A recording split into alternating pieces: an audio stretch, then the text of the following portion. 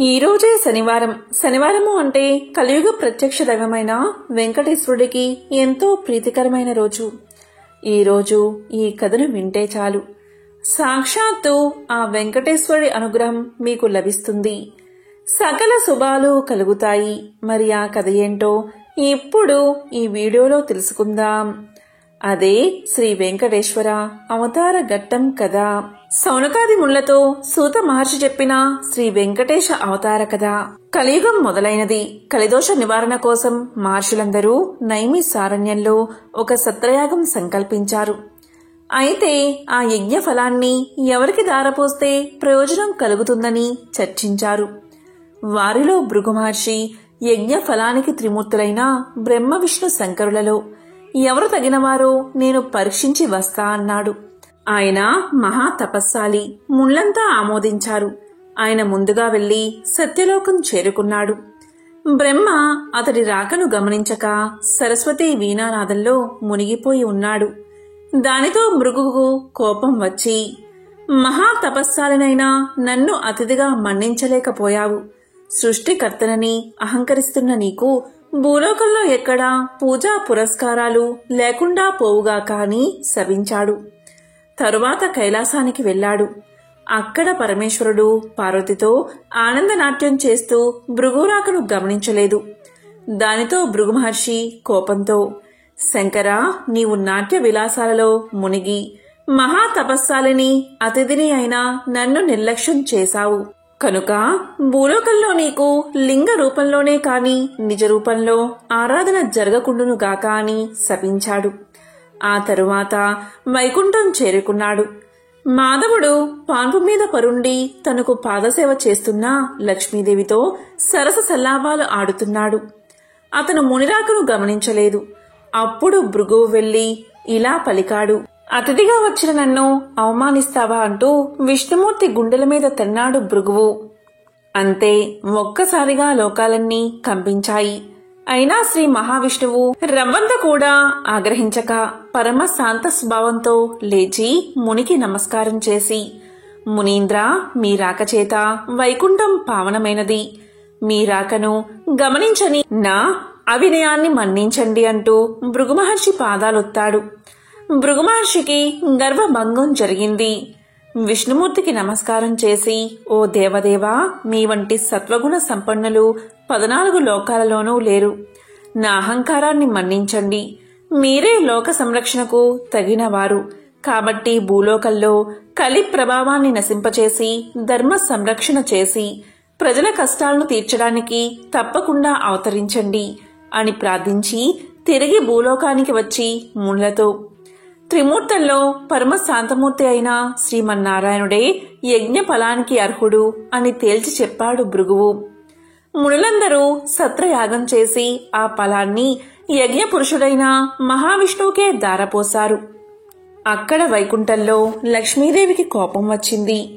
శ్రీహరి వక్షస్థలమే తన నివాసం. ఆ నివాసాన్ని ఒక ముని కాలితో తన్నాడు. అందుకు శ్రీహరి కోపగించక ఆయనకు సకల మర్యాదలు చేశాడు. భర్తయే తన్ని గౌరవించలేదు అని అలిగి భూలోకానికి ప్రయాణమైనది లక్ష్మీదేవి.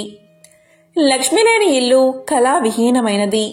ఆమెను వెతికి తెచ్చుకోవడానికి భూలోకానికి ప్రయాణమయ్యాడు విష్ణువు. ఇంతలో భూదేవి వచ్చి ఇలా పలికింది, దేవా, కలియుగంలో అధర్మం పెరిగింది. పాప భారాన్ని నేను మొయ్యలేకపోతున్నాను. నువ్వు భూలోకంలో అవతరించి నన్ను కాపాడు అని కోరింది. వెంటనే శ్రీ మహావిష్ణువు శ్రీనివాసుడు అనే పేరుతో భూలోకానికి దిగివచ్చి లక్ష్మి కోసం వెతకడం ప్రారంభించాడు. శేషాద్రి కొండలలో ఒక పుట్టను నివాసంగా చేసుకున్నాడు. శేషాద్రి పర్వత ప్రాంతాలను పరిశీలిస్తున్న మహారాజు ఆకాశరాజు. అతనికి సంతానం లేక పుత్రకామేష్టి చేయబోతూ భూమిని దున్నుతూ ఉండగా నాగలికి ఒక బంగారు పెట్టె తగిలింది.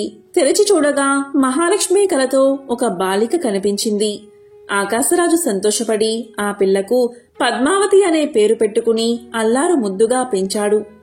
యుక్త వయసు వచ్చిన పద్మావతి ఒకసారి శ్రీనివాసుని చూసి మోహించింది. తల్లిదండ్రులకు చెప్పింది.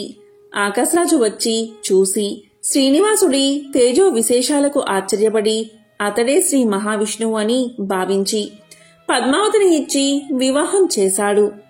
ఆకాశరాజు తరువాత అతని తమ్ముడు తొండమాండు రాజయ్యాడు.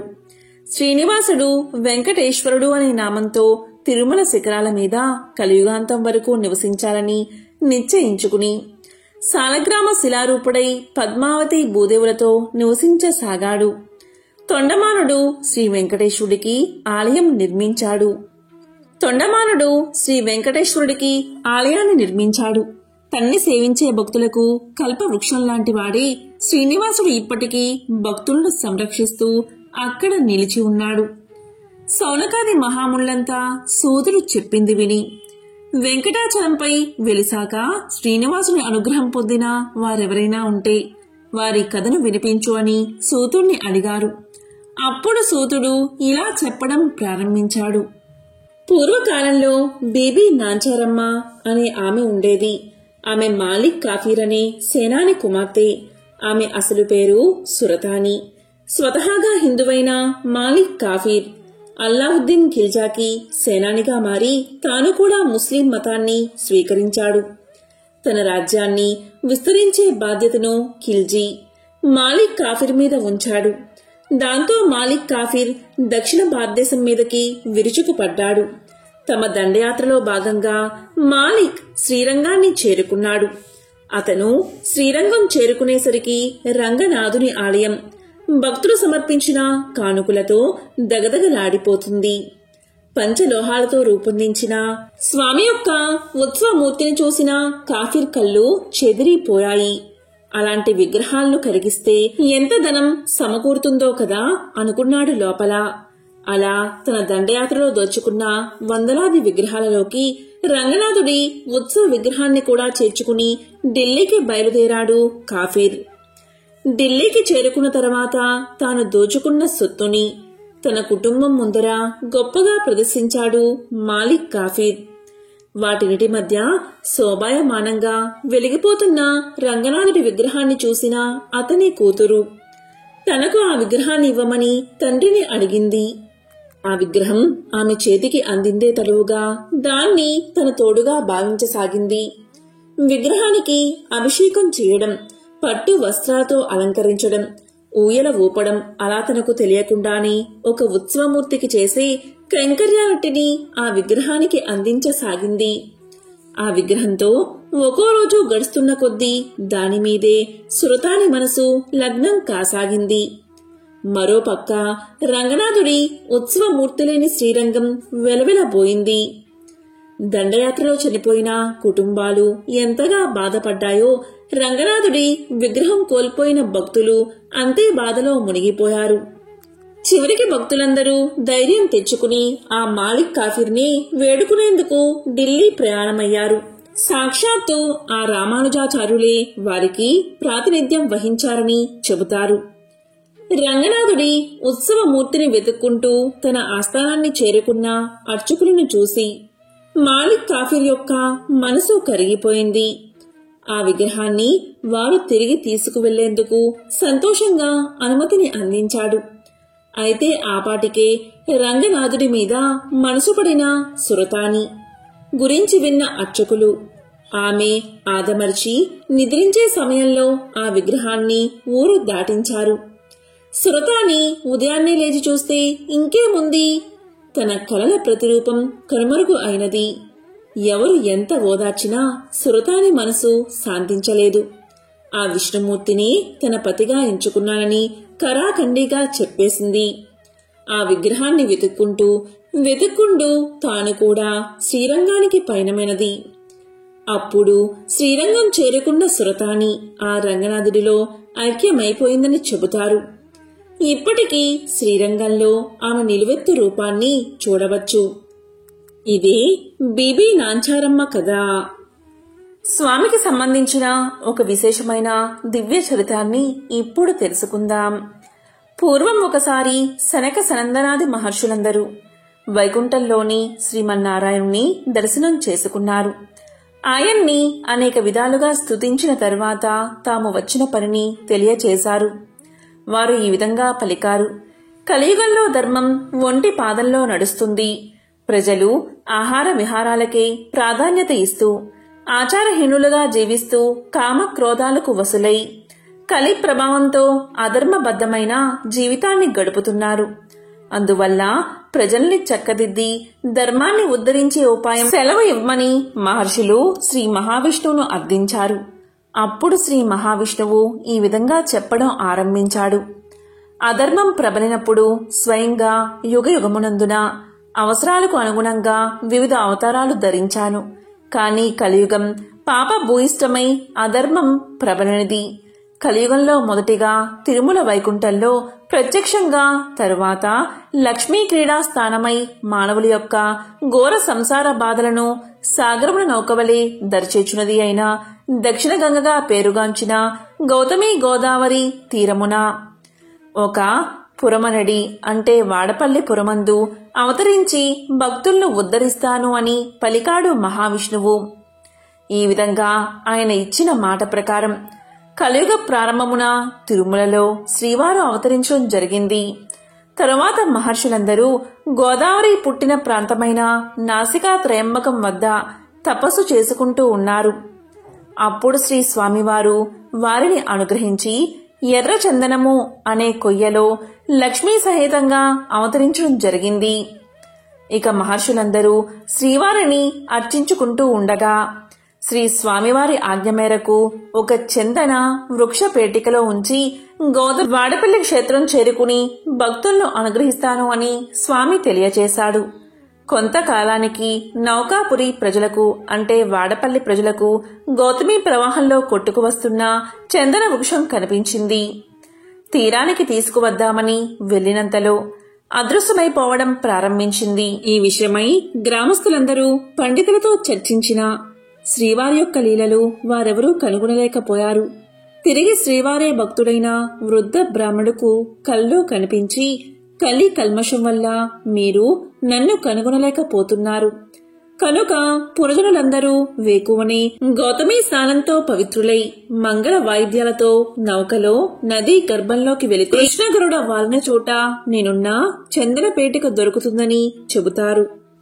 దాంతో పురజనులు శ్రీ స్వామివారి ఆదేశాన్ని పాటించి నౌకలో నది గర్భంలోకి వెళ్లగా చందన పేటిక లభించింది. దాన్ని తీరానికి తీసుకువచ్చి నిపుణుడైన శిల్పితో తెరిపించగా అందులో శంఖచక్ర గదాధారుడే లక్ష్మీ సహితుడైన దివ్య మంగళ విగ్రహం కనిపించింది. అంతలోనే అక్కడికి దేవర్షి నారదుడు విచ్చేశాడు. గతంలో మహర్షులు వైకుంఠానికి వెళ్లి ప్రజలకు ధర్మాన్ని ఉద్ధరించడానికి ఉపాయం చూడవలసిందిగా విష్ణువును ప్రార్థించడం, విష్ణువు నౌకాపురిలో అర్చావతారంగా వెలుస్తానని చెప్పడం మొదలైన విషయాలు నారదుడు పురజనులకు వివరించాడు. అందుకు నిదర్శనంగా శ్రీ స్వామివారు కటిహస్తానికి బదులుగా గదాధారుడై వెలుట జరిగినది. తరువాత సప్త ప్రాకారాలతో దేవాలయాన్ని కట్టింప చేశారు. వేమంటే పాపాలను, కట అంటే పోగొట్టేవాడు కనుక స్వామికి వెంకటేశ్వరుడని నాలుడే స్వయంగా నామకరణం చేసి ప్రతిష్ఠింప చేశాడు. వాడపల్లి శ్రీ వెంకటేశ్వర స్వామి నిలువెత్తు రూపం చూడగానే మనస్సును ఆకట్టుకుని తిరుమలేశుని దర్శించిన అనుభూతి మనకు కలుగుతుంది. భారతదేశంలో అశేష భక్తజనం దర్శించే ఆరాధ్య దేవాలయాల్లో వాడపల్లి ఒకటి. వాడపల్లి తీర్థమనగా వాడవాడలా ఉత్సవమే, ఆ బాలగోపాలానికి ఆనందమే. ప్రతి ఏటా చైత్రశుద్ధ ఏకాదశి నాడు శ్రీ స్వామివారి తీర్థం కళ్యాణోత్సవం వైభవంగా జరుగుతాయి. తిరుపతి మహాక్షేత్రానికి సమీపంలో ఒక పల్లెలో భీముడు అని ఒక కుమ్మరివాడు ఉండేవాడు. అతను పేదవాడు. కుండలను తయారు చేసి వాటిని అమ్ముకుని జీవనం సాగించేవాడు. అతనికి శ్రీనివాసుడిపై భక్తి ఎక్కువ. చిరకాలం దేవుణ్ణి పూజించాలి అని ఉన్న కుటుంబ పరిస్థితిని బట్టి అతనికి అలాంటి అవకాశం ఉండేది కాదు. అందువల్ల తాను కుండలను తయారు చేసే ప్రదేశంలో శ్రీ వెంకటేశ్వర స్వామివారి ప్రతిమను ఉంచుకున్నాడు. సారెపై కుండలను తయారు చేసేటప్పుడు తన చేతికి అంటిన మట్టిని పుష్పంగా చేసి భక్తితో స్వామివారి ప్రతిమ వద్ద ఉంచుతూ ఉండేవాడు. అది అతని నిత్య కృత్యంగా మారింది. ఆ ప్రాంతాన్ని పరిపాలిస్తున్న రాజు తొండమాండు కూడా శ్రీ వెంకటేశ్వర స్వామివారి యందు భక్తి కలిగి ఉండేవాడు. తొండమానుడు ప్రతిరోజు వెంకటాచలానికి పోయి స్వామివారిని బంగారు పూలతో అర్చించేవాడు. కొంతకాలానికి అతడిలో అహంకారం పెరిగింది. అతను పూజ చేయడానికి ఉద్యుక్తుడు అవుతూ ఉండగా తాను నిన్న పూజించిన బంగారు పూల స్థానంలో మట్టిపూలు స్వామివారి దగ్గర కనిపించాయి.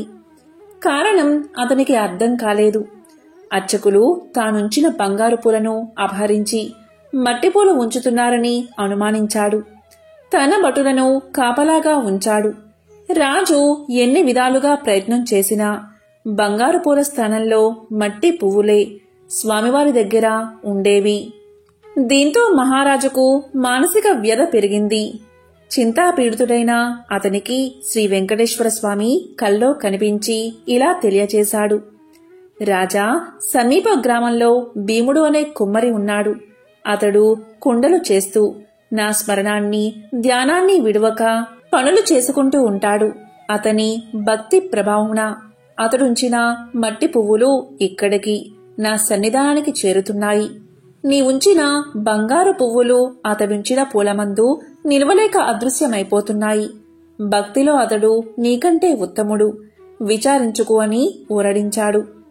తనను మించిన భక్తుడు మరొకడున్నాడని స్వామివారు చెప్పిన మాటలు పరిశీలించడానికై వెంకటాచలానికి సమీపంలో ఉన్న పల్లెలో బడులతో కలిసి తిరగసాగాడు రాజు.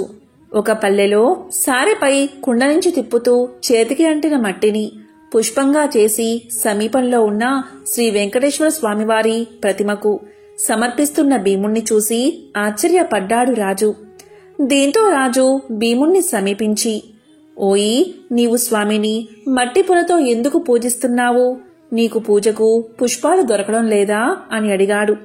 అప్పుడు భీముడు రాజుకు నమస్కారం చేసి, మహారాజా, మీ వంటివారు రావడం వల్ల నా ఇల్లు పావనమైనది. నేను చదువురాని మూర్ఖుడిని. స్వామివారిని ఎలా పూజించాలో నాకు తెలియదు. నేను దరిద్రుణ్ణి. కుండలను చేయనిదే నా కుటుంబం గడవదు. కాబట్టి నేను ఉదయం నుంచి సాయంకాలం వరకు కుండలను చేయక తప్పదు. అందువల్ల చేతికి అంటిన మట్టిని పుష్పంగా చేసి ఇలా స్వామివారికి సమర్పించుకుంటున్నాను అని వివరించాడు. దీంతో కుమ్మరివాడి మాటలు విన్న రాజు మిక్కిలి ఆశ్చర్యపడ్డాడు. కుమ్మరివాడి భక్తికి మెచ్చి అతనికి నమస్కారం చేసి తన రాజ్యానికి వెళ్లిపోయాడు. ఆ తరువాత కొంతకాలానికి భీముడు సశరీరంగా వైకుంఠానికి చేరుకున్నాడు. శ్రీ వెంకటేశ్వర స్వామి భీముడి భక్తికి మెచ్చి, ఇక నుండి నా ఉదయం ప్రసాదం మట్టి పాత్రలోనే నివేదించాలని తొండమాను మహారాజుకు కల్లో కనిపించి చెప్పాడు. ఈనాటికి స్వామివారి సన్నిధిలో ఈ ఆచారాన్ని పాటిస్తూ ఓడు అనే ప్రసాదాన్ని మట్టి కుండలతోని నివేదన చేసి ఆరాధిస్తూ ఉన్నారు. ఇక తొండమానుడు శ్రద్ధాభక్తులతో శ్రీ వెంకటేశ్వర స్వామిని అర్చిస్తూ నిత్యోత్సవాలు, రథోత్సవాలు, సమారాధనలు మున్నగు వాటిని జరిపిస్తూ మరుజన్మలో విష్ణు లోకానికి చేరుకున్నాడు. ఒకసారి శనైశ్వరుడికి మానవులు ఎవరూ తన్ని భక్తితో సేవించడం లేదని, భయంతో మాత్రమే పూజిస్తున్నారనే విచారం కలిగింది. అప్పుడు శనైశ్వరుడు శ్రీ వెంకటేశ్వరుడికి తపస్సు చేయగా ఆయన సాక్షాత్కరించారు. అప్పుడు శనైశ్వరుడు ఇలా పలికాడు, స్వామి, నా పేరు వింటేనే ప్రజలు భయపడిపోతున్నారు. ఆ భయం పోవడానికి ఇక నుంచి నాకు ప్రీతైన శనివారం నాడు నన్ను ధ్యానించి ఆరాధించి ఆ పైన నిన్ను పూజించిన వారికి సర్వదేవతల్లో పూజించిన ఫలం ఆ ఒక్క రోజులోనే రావాలి అని కోరాడు. అందుకు స్వామివారు చిరునవ్వు నవ్వి, నీ కోరిక సమంజసంగానే ఉంది. అసలు నీకు నాకు భేదమేముంది? 6 వారాలు దాటాక 7వ వారము అంటే ఇష్టపడతావు. నేను 6 కొండలు దాటాక 7వ కొండ మీద ఉంటాను. నువ్వు నీలవర్ణుడివి, నేను ఆ నీలవర్ణుడిని. నువ్వు సప్తమ గ్రహానివి, నేను సప్తగిరీషుడిని. సామాన్య మానవులకు ఈ విశేష విషయాలు తెలియక నువ్వంటే భయపడుతున్నారు. నిన్ను నన్ను వేరుగా చూస్తున్నారు. నువ్వు కోరిన వరాన్ని అనుగ్రహిస్తున్నాను. ఏ భక్తులు 7 శనివారాల పాటు నిన్ను ముందు పూజించి ఆ తరువాత నన్ను పూజిస్తూ సప్త శనివార మహావ్రతంగా ఆచరిస్తారు, వారు సమస్త శనిదోషాల నుంచి విముక్తులై సౌఖ్యాన్ని పొందుతారు. ఆయురారోగ్యాది సకల శ్రేయస్సులను పొందుతారు. ఇందులో సందేహం ఏదీ లేదు అంటూ వరాన్ని ప్రసాదించాడు శ్రీనివాసుడు. శౌనకాది మహామునులంతా సూతుడు చెప్పింది విని చాలా ఆనందించి ఈ సప్త శనివార వ్రతాన్ని ఆచరించి శ్రీనివాసుడి అనుగ్రహం పొందిన వారింకెవరైనా ఉన్నారా, ఆ కథలను వినిపించండి అని కోరారు. అప్పుడు సూతుడు ఇలా చెప్పడం ప్రారంభించాడు. పూర్వకాలం కాంచీపురంలో దేవదత్తుడు అని బ్రాహ్మణుడు ఉండేవాడు. అతను వేదాంగ పారంగతుడు. అతని భార్య మాలిని. వారిద్దరూ అతిథుల్ని ఆరాధిస్తూ గృహస్థ ధర్మాలను పాటిస్తూ ఉండేవారు. వారికి శ్రీ వెంకటేశ్వర స్వామి ఇలవేలుపు. ఒకనాడు వారింటికి కాశీయాత్ర చేసి వచ్చిన ఒక బ్రాహ్మణోత్తముడు వచ్చాడు. ఆ దేవదత్త దంపతులు ఆయన్ని సాక్షాత్తు వెంకటేశ్వర స్వామిగా భావించి అతిథి మర్యాదలు చేశారు. భోజనం తర్వాత ఆ బ్రాహ్మణుడు వారి జాతకాలు పరిశీలించి ఇలా పలికాడు. జాతకం ప్రకారంగా దేవదత్తుడికి శనిదోషం వల్ల అపమృత్యువు కలిగే సూచనలు కనబడుతున్నాయి. ఆ అపమృత్యు దోష పరిహారం కోసం సప్త శనివార వ్రతం చేసి అటు శనేశ్వరుణ్ణి ఇటు శ్రీ వెంకటేశ్వర స్వామిని భక్తిగా ఆరాధించవలసిందని చెప్పాడు బ్రాహ్మణుడు. ఇంకా ఇలా పలికాడు. అమ్మా, నీవు శ్రద్ధ వహించి నీ భర్తను కూడా సప్త శనివార వ్రతం చేయడానికి ప్రోత్సహించి నీ సౌభాగ్యాన్ని నిలుపుకోవాలి సుమా అని హెచ్చరించాడు. సప్త శనివార వ్రత విధానాన్ని బోధించాడు. దాంతో దేవదత్తుడు ఆ శనివారం బ్రాహ్మీ ముహూర్తంలోనే లేచి స్నాన ధ్యానాదులు నిర్వర్తించి ఇంటిలో ఈశాన్య భాగంలో పూజాపీఠం పెట్టి మండపం వేసి వెంకటేశ్వర స్వామి యొక్క చిత్రపటం పెట్టి నైవేద్యానికి కొబ్బరికాయలు, అరటిపళ్ళు, నల్ల ద్రాక్ష పళ్ళు, 7 చిమ్మిలి ఉండలు సిద్ధం చేసుకుని ఉదయం పూజ చేసి ఒక బ్రాహ్మణుణ్ణి పిలిచి ఆయనకు భోజనం పెట్టి ఆ పైన వారు భోజనం చేసి మొదటి రోజు వ్రతం యథావిధిగా నిర్వర్తించారు. ఆ విధంగా వరుసగా వారు 7 శనివారాల పాటు వ్రతాన్ని భక్తి శ్రద్ధలతో కొనసాగించారు. 7వ శనివారం వ్రత పరిసమాప్తి చేసి భోజనం చేసి కొంతసేపు శ్రీ వెంకటేశ్వర స్వామి యొక్క మహిమలు స్మరించుకుంటూ నిద్రించారు. ఆ దంపతుల భక్తి శ్రద్ధలకు, పూజా విశేషాలకు ప్రసన్నుడై శ్రీ వెంకటేశ్వర స్వామి మాలినీదేవికి స్వప్నంలో సాక్షాత్కరించి, ఓ పరమసాధ్వి, మీ దంపతులిద్దరూ శ్రద్ధా భక్తులతో చేసిన సప్త శనివార వ్రతానికి నాకు చాలా సంతోషం కలిగింది. ఆ వ్రత ప్రభావం వల్ల నీ భర్తకు శనైశ్చర దోషం, అపమృత్యు భయం కూడా తొలగిపోయాయి. అతనికి రాబోయే జన్మలోని ఆయుర్దాయాన్ని ఈ జన్మలోకి తీసుకువచ్చి ఇతన్ని పూర్ణ ఆయుర్దాయం కలవాణ్ణి చేశాను. మీరిద్దరూ సుఖశాంతులతో ఆనందంగా 100 ఏళ్లు జీవించి ధర్మార్థ కామ మోక్షాలు అనే 4 పురుషార్థాలు సాధించుకుంటూ మీ మానవ జన్మను సార్థకం చేసుకోండి అని దీవించి అదృశ్యమయ్యాడు. వెంటనే ఆమె లేచి భర్తను లేపి తన స్వప్న వృత్తాంతాన్ని వినిపించింది. ఆయన కూడా సంతోషించి భార్యను అభినందించాడు. ఒక శుభముహూర్తాన ఆ దంపతులిద్దరూ శ్రీ వెంకటేశ్వర స్వామి దర్శనార్థమై తిరుపతి కొండకు వెళ్లి మొక్కులు తీర్చుకుని ఆ స్వామిని మనసారా స్తుతించి ప్రసాదాన్ని స్వీకరించి తిరిగి చేరుకున్నారు. ఇంటికి వచ్చాక బ్రాహ్మణులు పిలిచి అన్న సంతర్పణ చేసి బ్రాహ్మణ ఆశీర్వాదాలు పొందారు. జీవితాంతం వరకు యథాశక్తిగా శ్రీ వెంకటేశ్వర స్వామిని సేవిస్తూ చివరికి శ్రీ స్వామి సాన్నిధ్యాన్ని పొందారు. కలో శ్రీ వెంకటనాయక అని పెద్దల సూక్తి. కలియుగంలో శ్రీ వెంకటేశ్వర స్వామిని మించిన ఆరాధ్య దైవం లేడు. శ్రద్ధాభక్తులతో ఆయన్ని ఆరాధించిన వారికి శనిదోషాలు తొలగి శ్రీ స్వామి అనుగ్రహం కలుగుతుంది అని సూతుడు శౌనకాది మహాములకు వినిపించాడు. తిరుమలేశుడికి తల నీలాలు ఎందుకు సమర్పిస్తారు? ధర్మశాస్త్రాల ప్రకారం మనం చేసే సర్వకర్మల పాపఫలం మన వెంట్రుకలకు చేరుతుంది. దానివల్ల అవి పాపాలకు నిలయంగా మారతాయి. కాబట్టి మన పాపాలను వదిలించుకోవాలి అంటే వాటిని తమలో నింపుకున్న వెంట్రుకలను తీసేయాలి. ఆ పని దేవుడి సన్నిధిలో జరిగితేనే మనం సంపూర్ణంగా పరిశుద్ధులం అవుతాం. ఈ ఉద్దేశంతోనే తల నీలాలు సమర్పించే ఆచారం మొదలైంది. తిరుమలేశుడికి తల నీలాలు సమర్పించడంలో ప్రత్యేకత ఏమిటి తెలుసుకోవాలి అంటే ఈ కథను తెలుసుకోవాల్సిందే.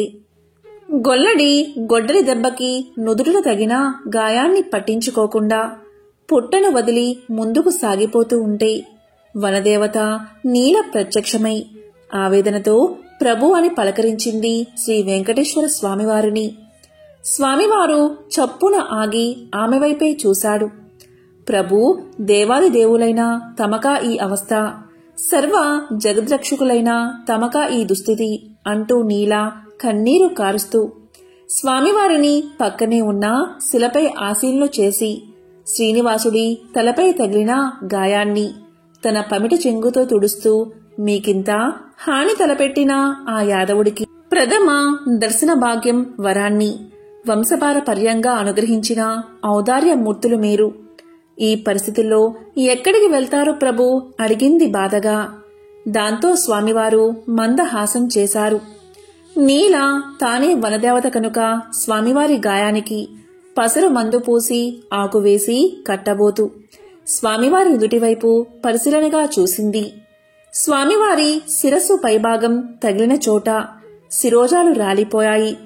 అప్పుడు నీల బాధతో నొచ్చుకుంటూ ఏమాత్రం సంకోచించకుండా తన నల్లటి శిరోజాలను తీసి స్వామివారి శిరస్సుపైన అతికించి అప్పుడు తన పమిట కొంగు స్వామివారి గాయానికి కట్టు కట్టింది.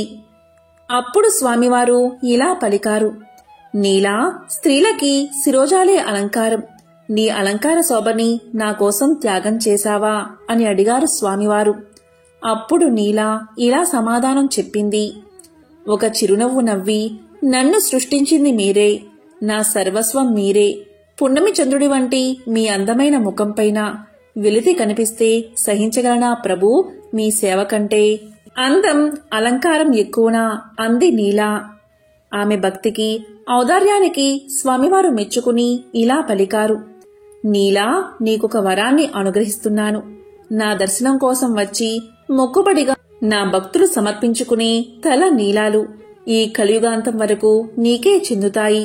భక్తులు సమర్పించే వారి తలనీలాలు పుణ్యఫలంతో తిరిగి నీ శిరస్సుపై సరికొత్త నీలాలు మొలుస్తాయి. నీ ఔదార్యానికి, సేవానిరతికి గుర్తుగా నీలాద్రి అన్న పేరుతో ఈ తిరుమల ప్రసిద్ధమవుతుంది అని అనుగ్రహించాడు శ్రీవారు. అప్పుడు నీల చేతులు జోడించి భక్తితో ధన్యురాలి ప్రభు అని పలికింది. ఈ కారణం చేతనే తిరుమలేశుడికి తల నీలాలు సమర్పిస్తారు. పూర్వకాలంలో కౌమార దేశంలో మిత్రుడు అనే చాకలి ఉండేవాడు. అతడు తన కులవృత్తిని నిర్వర్తిస్తూ వీలున్నంతలో దాన ధర్మాలు చేస్తూ ధర్మపరంగా జీవనం సాగిస్తూ ఉండేవాడు. కాని అతడి దిగులంతా అతనికి ఉన్న అవిటితనమే. కాలు ఔటిది కావడం చేత ఉతికిన బట్టలను మూటలు కట్టి ఇంటింటికి తిరిగి ఇవ్వడం చాలా కష్టంగా ఉండేది. దానికి తోడు గంపెడు సంసారం. కష్టపడకపోతే పూట గడవదు. ఎల్లప్పుడూ ఆ శ్రీనివాసుణ్ణి ప్రార్థిస్తూ ఉండేవాడు. ఏదో ఒక రోజున ఆ స్వామి తన్ను కరుణిస్తాడన్న నమ్మకంతో జీవనం సాగిస్తూ ఉండేవాడు. భక్తజన సులభుడైన శ్రీమన్నారాయణుడు ఇదంతా గమనిస్తూనే ఉన్నాడు. ఎవరికైనా వారి పూర్వజన్మ కర్మ నివృత్తి అయ్యే సమయానికి శ్రీనివాసుడే ఏదో రూపంలో వచ్చి తన భక్తులను తప్పక ఆదుకుంటాడు. ఒకరోజు సాయంకాలం నాడు రోజులాగే మిత్రుడు చాకిరేవి నుంచి బట్టలు మూట పట్టణానికి రొప్పుతూ తిరిగి వస్తున్నాడు. ఇంతలో మార్గమధ్యలో వాడికి ఒక ముసలి బ్రాహ్మణుడు తారసిల్లాడు. సహజంగా భక్తి శ్రద్ధలు కలవాడు అవడం చేత మిత్రుడు భుజం మీద మూటను కింద పెట్టి ఆ బ్రాహ్మణుడికి నమస్కారం చేశాడు. అంతటా ఆ విప్రోత్తముడు ఇలా పలికాడు, నాయనా, ఈ అవటి కాలితో ఎంతో బాధపడుతున్నావు. నీ బాధ చూడ్డానికే నాకు కష్టంగా ఉంది. నువ్వెంత కష్టపడుతున్నావో కదా అని అన్నాడు. అప్పుడు మిత్రుడు ఇలా పలికాడు, స్వామి, మీరెవరో మహానుభావుల్లాగా ఉన్నారు. గంపెడు సంసార భారం చేత నాకీ పని తప్పడం లేదు. ఈ అవటితనం పోయే మార్గం ఏదైనా ఉంటే సెలవు ఇవ్వండి అని విన్నవించుకున్నాడు. అప్పుడు ఆ ముసలి బ్రాహ్మణుడు, నాయనా, తప్పక చెబుతాను. సావధానంగా విను. నీ అవటితనం పోవడమే కాదు, నీకు అష్టైశ్వర్యాలు కలిగే వ్రతం ఒకటి చెబుతాను. ఈ వ్రతాన్ని ఆచరించిన మరుక్షణమే నీకు 1000 వరహాలు లభిస్తాయి. అయితే ఒక షరతు, అందులో సగం నాకు సమర్పించాలి. రేపు మళ్ళీ ఇదే సమయానికి ఇక్కడికి వస్తాను అని చెప్పాడు. అప్పుడు మిత్రుడు ఇలా పలికాడు, స్వామి, ఇంతకు మించిన మహాభాగ్యం నాకు ఏముంటుంది? ఆ వ్రతమేదో ఈరోజే ఆచరిస్తాను, సెలవు ఇవ్వండి అని ప్రార్థించగా ఆ బ్రాహ్మణుడు శ్రీ వెంకటేశ్వర వ్రతకల్పాన్ని వివరంగా చెప్పాడు. దీంతో మిత్రుడు రెట్టించిన ఉత్సాహంతో ఇంటికి వచ్చి ఈ విషయమంతా భార్యకు చెప్పి ఇరుగు పొరుగుల వారిని ఆహ్వానించి శ్రీ వెంకటేశ్వర వ్రతాన్ని ఆచరించి తీర్థప్రసాదాలు తాను స్వీకరించి వచ్చిన వారందరికీ పంచాడు. ఇంతలో ఇంటి బయట ఏదో కోలాహలం వినబడింది. మిత్రుడి కుమారుడు బయట నుంచి ఇంట్లోకి పరుగు పరుగున వచ్చి, అయ్యా, రాజభటులు నీకోసం వచ్చారు. రాజుగారు నీకు కట్న కానుకలు పంపించారట అని పలికాడు. ఇంతలో రాజభటులు వచ్చి మిత్రుణ్ణి రాజుగారి ఆస్థానంలో చాకలిగా నియమించారని 1000 వరహాలు బహుమానంగా పంపారని చెప్పి మిత్రుడి చేతిలో 1000 వరహాల మూట పెట్టారు. 1 వారం లోపల వచ్చి రాజుగారి కొలువులో చేరవలసిందని చెప్పారు. దీంతో మిత్రుడి ఆనందానికి అవధుల్లేవు. వారం దాకా ఎందుకు, రేపే వెళ్ళాలి అని మూటాముళ్లే సర్దుకుని మరుసటి రోజు తెల్లవారుజామునే ప్రయాణమయ్యాడు. ఈ ఆనందంలో ఆ ముసలి బ్రాహ్మణుడి సంగతే మరిచిపోయాడు. దారి మధ్యలో గుర్తుకు రాగా 1 నెల తర్వాత కలవవచ్చులే అనుకున్నాడు. వెళ్లి రాజు ఆస్థానంలో చేరాడు. రోజులు నెలలు గడుస్తున్నాయి. ఆ బ్రాహ్మణుడికిచ్చిన మాట పూర్తిగా మరిచిపోయాడు. అంతే, బ్రాహ్మణ రూపంలో వచ్చిన ఆ స్వామివారికి కోపం వచ్చేసింది. మానవ నైజం అంతే అని అనుకున్నారు స్వామివారు. తన మహత్యం చూపాలని నిర్ణయించుకున్నారు. అంతే, ఆ మర్నాడే రాజు ఆస్థానంలోని రాణిగారి నగలు మాయమయ్యాయి. ఆ అభాండం మిత్రుడి మీద పడింది. మిత్రుడికి కఠిన కారాగార శిక్ష పడింది. రాజభటులు మిత్రుణ్ణి పలు విధాలా శిక్షించారు. ఎందుకిలా జరిగింది, ఎందుకీ అభాండం తన మీద పడింది అని తెలుస్తున్న మిత్రుడికి ఆ రాత్రి స్వామివారు కల్లో కనబడి వృద్ధ బ్రాహ్మడి రూపంలో వచ్చింది తానే అని, తనకిచ్చిన మాట నిలబెట్టుకోకపోవడం చేతని ఇలా జరిగిందని చెప్పారు. అప్పుడు మిత్రుడు, స్వామి, నేను మిక్కిలి పాపాత్ముణ్ణి, ఎంతటి అపరాధం చేశాను, దయచేసి నన్ను కరుణించండి. ఇక మీదట తప్పక ప్రతీ నెల మీ వ్రతాన్ని ఆచరిస్తాను. నా సంపాదనలో సగభాగం ప్రతీ నెల జీవితాంతం తమకే సమర్పిస్తాను అని చెంపలు వేసుకుని స్వామివారిని పరిపరి విధాలా వేడుకున్నాడు. భక్తజన సులభుడైన స్వామివారు అందుకు సంతోషించి మిత్రుణ్ణి అనుగ్రహించారు. శ్రీవారి అనుగ్రహం చేత రాణి నగలు వేరే ప్రదేశంలో మరుదినమే దొరికాయి. మిత్రుడు దొంగలించలేదని రాజు గ్రహించడం జరిగింది. మిత్రుణ్ణి కారాగారం నుంచి వదిలేశారు. అప్పటినుంచి మిత్రుడు స్వామివారికిచ్చిన మాట ప్రకారం ప్రతీ నెల శ్రీ వెంకటేశ్వర వ్రతాన్ని ఆచరిస్తూ తన సంపాదనలో సగభాగం స్వామివారికే సమర్పిస్తూ కలకాలం సుఖంగా జీవించి చివరన ముక్తిని పొందాడు అని అత్రి మహర్షుల వారు తెలియచేశారు. ఎంతో పవిత్రమైన విశేషమైన శ్రీ వెంకటేశ్వర స్వామికి సంబంధించిన ఈ కథలను విన్నా, చదివినా, చెప్పినా, వినిపించినా జన్మల దోషాలు తొలగి 1,000,000 జన్మల పుణ్యం వస్తుంది. ఆ వెంకటేశ్వరుడి అనుగ్రహం తప్పకుండా మీకు కలుగుతుంది. ఓం నమో వెంకటేశాయ. ఓం నమో నారాయణాయ. ఓం శ్రీ మహాలక్ష్మియే నమః.